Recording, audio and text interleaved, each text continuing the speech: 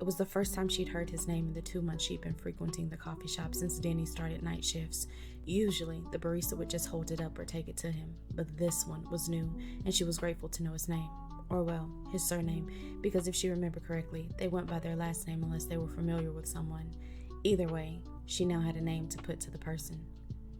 As always, he didn't stay. He took his coffee and exited the front door. Sayla turned her attention back to her work and focused on getting it done within the next few hours.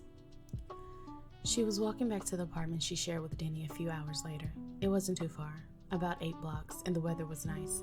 She rounded the corner and immediately bumped into a large chest. Sayla stumbled backwards and probably would have fallen if it wasn't for the arm that wrapped around her waist and pulled her upright. She looked up to thank them, their frame dwarfing hers, but she was stopped short as her eyes locked with the dark ones peering at her. She'd seen this man often when she passed the furniture store she was currently standing in front of. They sold nice pieces. Most of them looked to be handcrafted, and she assumed he worked there since she'd seen him behind the counter several times. Sayla would be lying if she said he wasn't a handsome man. His black hair was always pulled up on top of his head, usually in disarray, and his eyes were dark as if they could see through you. It was unnerving, but none of that took away from his appeal. The peeking of the tattoos on his arms only added to his attractiveness. She'd always been a sucker for tattoos. However, she got the feeling that this man wasn't one who often let people close. "Sorry," she stated. "Careful, little one," he responded before letting her go. She nodded and carried on down the last 2 blocks.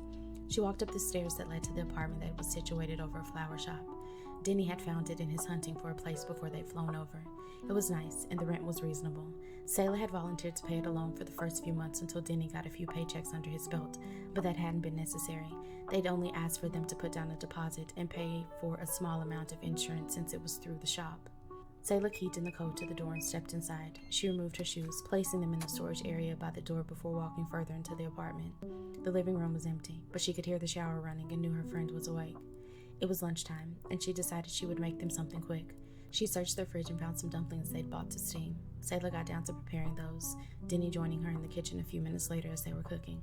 "Hey," Denny greeted, walking over to kiss her forehead. "How's work?" "It was good," Sayla responded, glancing at him as he went to the refrigerator. "I started earlier this morning, so I'm finished for the day." "You went to that cafe again to work?"